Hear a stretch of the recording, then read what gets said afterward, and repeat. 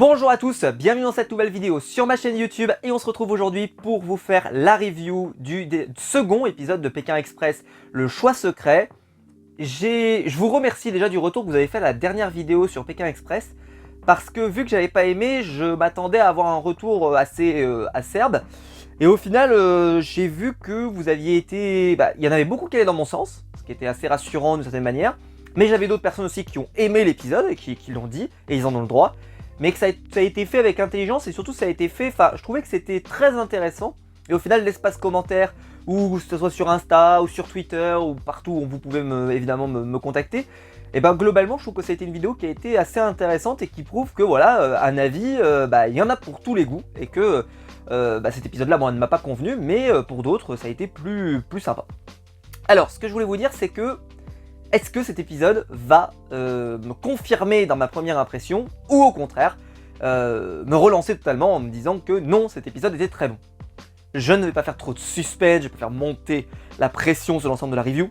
Je vais vous dire tout de suite. J'ai beaucoup aimé ce second épisode, mais beaucoup. C'est-à-dire que pour moi, ce second épisode a été vraiment une réussite. Cependant, je maintiens que dans le casting, c'est pas aussi bon que les autres années, je le maintiens, mais par une sorte de petit miracle, voilà, il semblerait que l'on se débarrasse dans le casting, par les éliminations, des éléments qui étaient peut-être les moins intéressants, et donc globalement peut-être qu'au final, avec le fait qu'on ait eu beaucoup d'éliminations, parce que dans les deux premiers épisodes on a eu des éliminations, et peut-être qu'avec un casting donc plus resserré, on va avoir plus de qualité, parce qu'il y a déjà, on va dire entre 3 et 4 binômes qui sont vraiment bons. Donc, alors on va dire 3, parce que 4 c'est peut-être beaucoup, mais 3 c'est plutôt cool. On va en parler parce qu'il y a des choses, honnêtement cet épisode a confirmé, ce qui prouve que je m'étais pas trompé, hein. Ça a confirmé ce que je pensais, sans aucun doute, voilà, ça a confirmé ce que je pensais. Alors on va commencer. C'était un épisode donc qui était basé sur la découverte donc, du désert de sel, le Salar Uyuni. Je vais être tout à fait transparent avec vous, je suis nostalgique des treks qu'on faisait à l'époque dans ce genre de lieu, mais ceci étant, l'épreuve d'immunité était très cool parce que c'était un classique de Pékin Express qui avait déjà eu lieu, et c'était très cool. Donc voilà, j'étais pas non plus trop déçu, mais c'est vrai que ce genre de lieu aurait pu donner des treks incroyables. Les paysages étaient fous, et pareil, donc le Two Pizza, qui était un paysage de sorte de Far West, c'était absolument magnifique aussi comme lieu, et très clairement l'épisode... C'était un épisode parfait pour ceux qui aiment le voyage, qui aiment découvrir des lieux assez extraordinaires. J'ai envie de m'y rendre moi-même pour découvrir ce lieu parce que c'était... je veux dire, ça éclatait devant tes yeux partout. Tu savais même pas où poser ton regard tellement c'était magnifique. Alors, donc, il fallait commencer donc l'épisode avec un jeu où il fallait guider une personne avec un talkie-walkie et qu'il trouve une photo enterrée dans le sable ou... enterré sous un caillou, ou caché ailleurs, etc. Et ça, alors moi, c'est ma came, ma mort, ces épreuves. La semaine dernière, je sais pas si vous vous souvenez, hein, le début, ça avait commencé avec ils vont dans l'eau et ils récupèrent les trucs. Mais globalement, moi je suis honnête, hein, je trouve que il s'était pas passé grand chose. C'est-à-dire que c'est un peu fade, un peu vide et tout. Et même la suite n'était pas terrible. Là, j'ai trouvé que le début, avec les 3 petites épreuves, c'était hyper efficace. On a une première partie avec... le talkie qui amène voilà, des mécompréhensions, des trucs comme ça, les gens se comprennent pas, ils s'énervent, ils s'agacent ou au contraire voilà, ils ont des techniques, des stops, des machins, des trucs, c'était vraiment très très cool à voir à la télé. La deuxième étape où il faut transporter sur une petite assiette de la poudre, c'était très cool aussi parce que c'est le truc qui peut te faire péter des câbles assez facilement et c'était propice à ce genre de choses et on a eu ce genre de passage, mais vraiment c'était très réussi. Et après donc le départ avec le stop qui était vraiment très bon.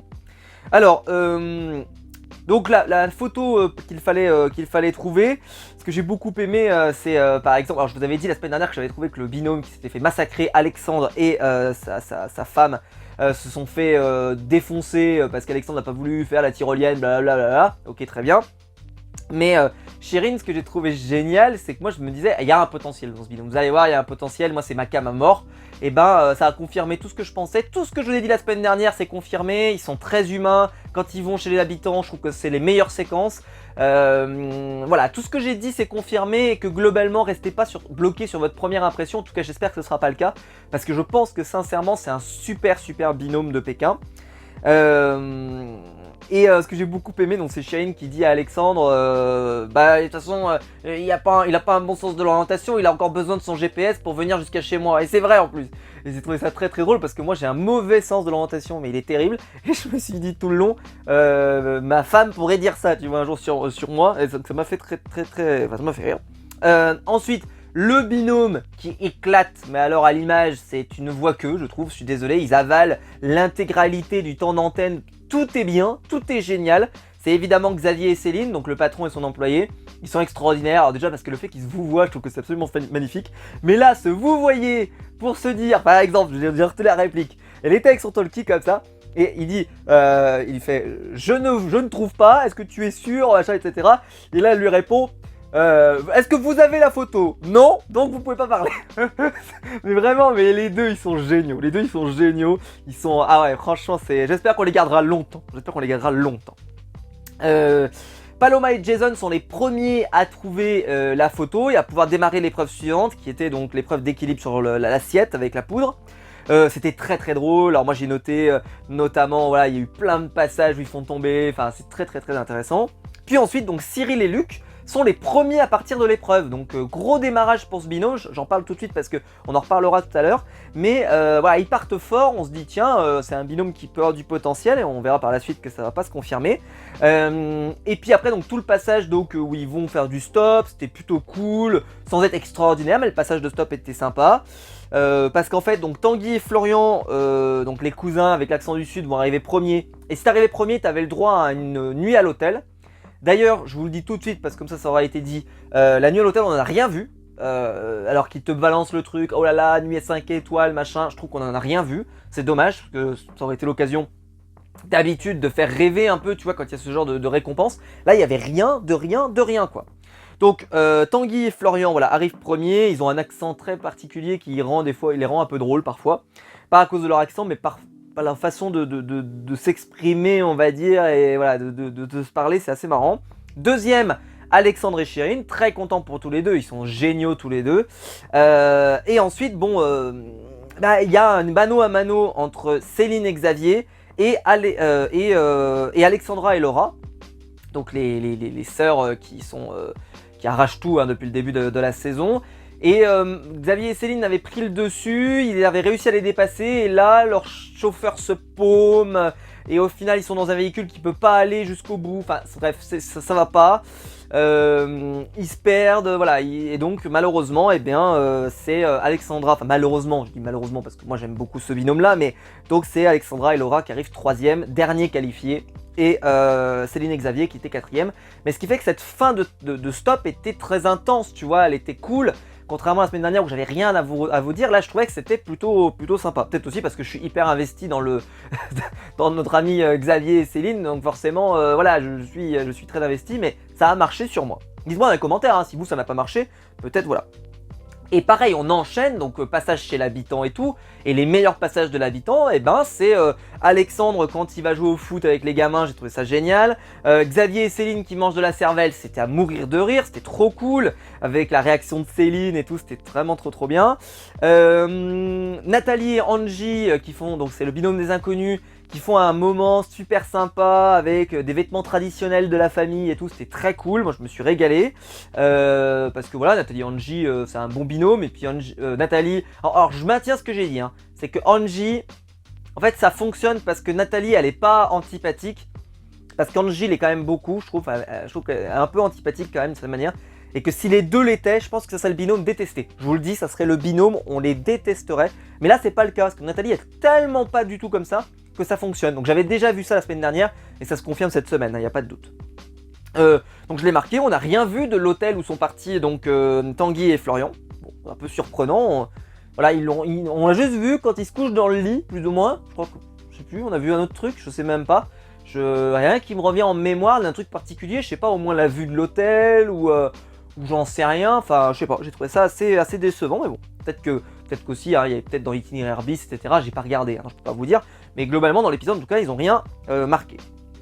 Les filles, donc,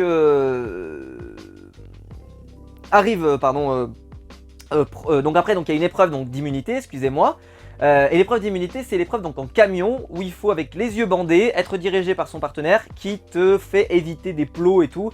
Ça c'est ma cam à mort, moi ce genre d'épreuve c'est ma cam à mort, c'est de la tension, ça s'engueule, j'y arrive pas mec des machins, mais là en fait ça s'est pas du tout engueulé, les gens ils étaient hyper concentrés, à part pour malheureusement donc Tanguy et Florian, le camion ne voulait pas démarrer, donc c'était la catastrophe, et Alexandre c'était très drôle de le voir en train de piloter et tout, c'était vraiment très très marrant.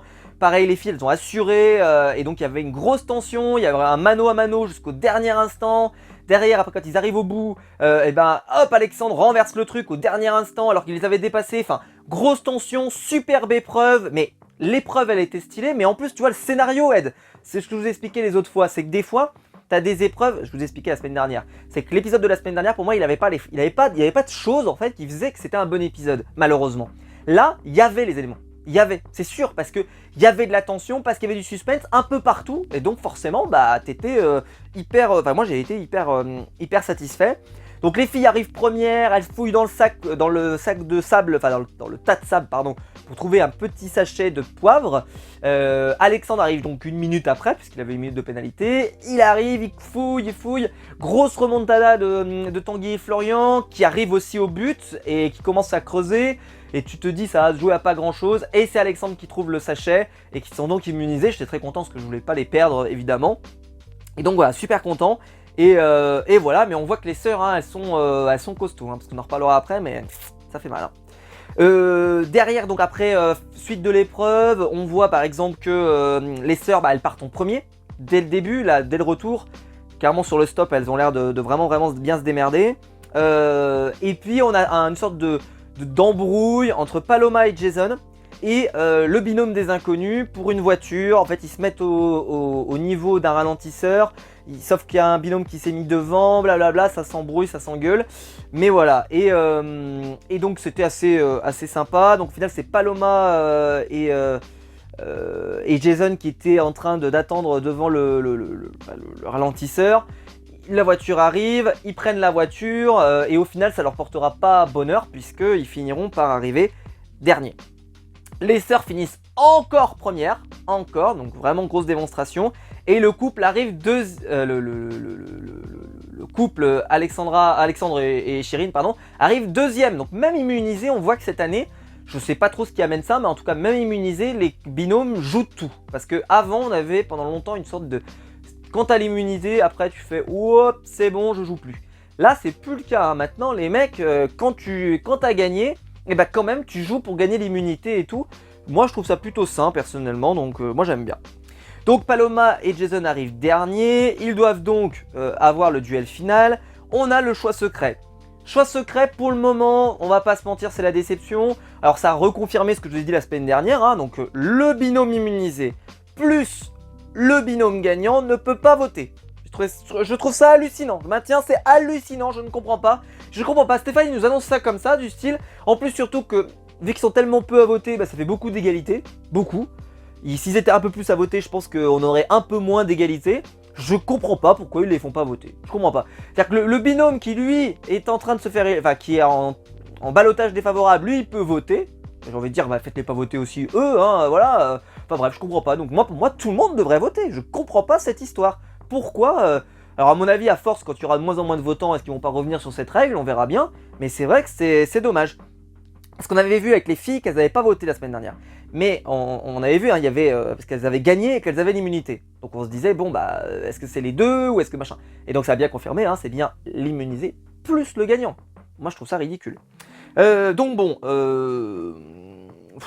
très compliqué à expliquer leur choix, on va pas se mentir, je trouve qu'ils nous donnent pas grand chose hein, à l'image. Bon, y en a qui parlent par affinité, comme par exemple le binôme des inconnus, forcément, voilà, Luc et Cyril, bah, ils ont pas trop d'affinité, donc voilà. Xavier et Céline, eux, c'est plutôt, elles mettent les inconnus parce que bah, ils se sentent en danger et ils pensent que c'est eux qui sont en danger aussi, donc ils mettent leur nom, donc un peu de stratégie. Mais voilà, c'est pas de la haute volée et globalement les arguments tiennent en quelques mots, voilà, pour faire très simple. Donc il y a un peu cette idée que soit il y en a qui font des choix stratégiques, d'autres qui font des choix de sportivité, voilà, j'ai retenu ça un petit peu. Peu importe ce que ça veut dire, hein, sportivité dans Pékin Express, parce que dans Pékin Express tu peux avoir la guigne, hein, ton véhicule se gourre, tu te trompes, tu machin, on en a eu tellement, tu crèves au bord de la route, machin, etc. etc. Les choix sont multiples. Donc égalité, c'était Cyril et Luc, et les inconnus se retrouvent à nouveau en ballottage. Elles n'ont pas trop aimé, hein, on l'a vu, c'était un peu du style, franchement ils ont une dent contre nous. Mais donc le choix du binôme, ça a été donc de prendre Cyril et Luc, en disant un peu l'idée que, vu qu'elles avaient déjà fait le duel final la semaine dernière, on va prendre un binôme qui l'a pas fait. Je pense que c'était un choix pertinent. Donc c'est Paloma qui va affronter Cyril. Alors l'épreuve, elle était trop cool, c'était une mission avec des pizzas, avec des choses immondes à manger dessus. Donc j'ai noté, il y avait de la cervelle, du crocodile, du cochon d'Inde, et une dernière qui était extrêmement pimentée. C'était très très drôle à voir évidemment, très réussi. Cyril, il est le premier à arriver sur place, il est le premier à commencer à goûter. L'autre arrive juste derrière, donc Paloma on se dit bon, elle galère à manger, donc on se dit c'est mort, elle n'arrivera pas à faire la remontada. Mais là on sait pas trop comment, hop, elle voit le tableau et l'illumination c'est c'est ça, clac. Alors que Cyril il a beaucoup réfléchi, attends, je vais tout lire. Donc je pense que ça lui a coûté préjudice. Et donc Paloma part la première, alors qu'elle était arrivée bien après. Elle part la première et ça s'est joué à 1 minute, duel final extrêmement serré, l'un des plus serrés qu'on a eu depuis longtemps. Et donc l'épreuve était... J'étais un peu surpris, je m'attendais pas qu'elle soit éliminatoire, je me suis dit 2 éliminatoires d'affilée au début, ça me paraissait beaucoup, mais non. Épreuve éliminatoire, alors je vous le dis tout de suite, la semaine prochaine elle sera non éliminatoire, on l'a vu puisqu'il y aura le drapeau noir. Et le drapeau noir, vu qu'il a un côté un peu très injuste, on sait qu'elle sera non éliminatoire. Voilà, je vous le dis, c'est sûr. Je vous tiens les paris comme ça, voilà, point oracle. Vous verrez, la semaine prochaine, elle sera non éliminatoire parce que le drapeau noir, c'est tellement la merde. Mais c'est souvent le cas aussi de l'épreuve, l'étape du drapeau rouge. L'étape du drapeau noir et l'étape du drapeau rouge, globalement, c'est des étapes dans lesquelles elles sont non éliminatoires. Parce qu'elles sont tellement compliquées, c'est tellement d'embrouilles, tellement de machins, tellement de trucs, enfin machin. Voilà, globalement... souvent ils les mettent non éliminatoires parce qu'en fait le spectacle il est déjà au rendez-vous par l'épreuve par l'étape en elle-même. Donc en tout cas on espère qu'on va se régaler la semaine prochaine de voir ça. Je suis content qu'il arrive moi assez tôt dans le jeu, hein, voilà. J'espère qu'ils vont pas trop traîner aussi à mettre le drapeau rouge, hein, comme je le dis souvent, mettez ces éléments là pour qu'on flague souvent, il faut qu'il y ait beaucoup de candidats. Donc là par exemple pour le drapeau noir c'est très bien qu'il arrive très tôt parce qu'il y a plein de candidats à faire des échanges de drapeaux. Donc ça sera bien plus cool que s'il l'avait donné il y a déjà quelques semaines quoi. Enfin s'il l'avait donné dans 3 ou 4 semaines où il y a peut-être 2 ou 3 binômes de moins, forcément c'est moins intéressant. Voilà. Bah écoutez, j'espère que la vidéo vous aura plu. Si vous l'avez compris, en tout cas, moi j'ai beaucoup aimé cet épisode. Regardez, j'ai vraiment me suis régalé sur l'ensemble de ces séquences. C'était vraiment très sympa. Et ça a confirmé en tout cas mes impressions. Et ce que je voulais vous dire, c'est que il y a des binômes que j'ai peu évoqués, ou en tout cas vous voyez, il y a des binômes où je suis pas non plus en adoration devant. Même si les sœurs, je trouve que honnêtement, elles ont un côté très compétitif et tu vois, elles cartonnent.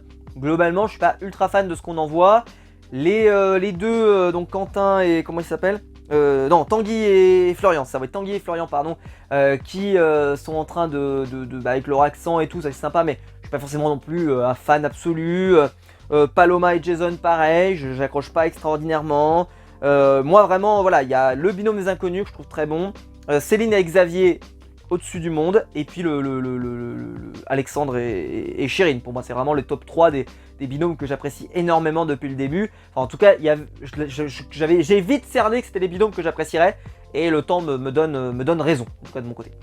Dites-moi dans les commentaires, ou en tout cas faites-moi un retour sur ce que je vous ai dit dans cette vidéo, est-ce que vous avez aimé cet épisode. Ça m'intéresse d'ailleurs, si vous aviez aimé la semaine dernière, est-ce que vous l'avez aimé? Pour savoir si on sera plus cohérent ou pas, c'est-à-dire que vous allez dire peut-être que vous ne l'avez pas aimé cette fois-ci, donc on aura peut-être l'air bête de mon côté. Ou est-ce que si comme moi vous l'aimiez pas la semaine dernière, est-ce que vous l'avez toujours pas aimé, ou est-ce que vous l'aimez maintenant? Ça m'intéresse pour savoir un petit peu comment on évolue dans notre avis au fur et à mesure. Voilà, j'espère que la vidéo vous aura plu. Si c'est le cas, vous pouvez la liker, vous abonner, la partager sur les réseaux sociaux. Il y a le bouton rejoindre juste en dessous. Et je vous remercie, vous êtes de plus en plus nombreux à appuyer dessus et à le rejoindre et à soutenir la chaîne financièrement. Et je vous en remercie. Et quant à nous, on va se retrouver très vite pour des nouvelles vidéos sur ma chaîne YouTube. Ciao!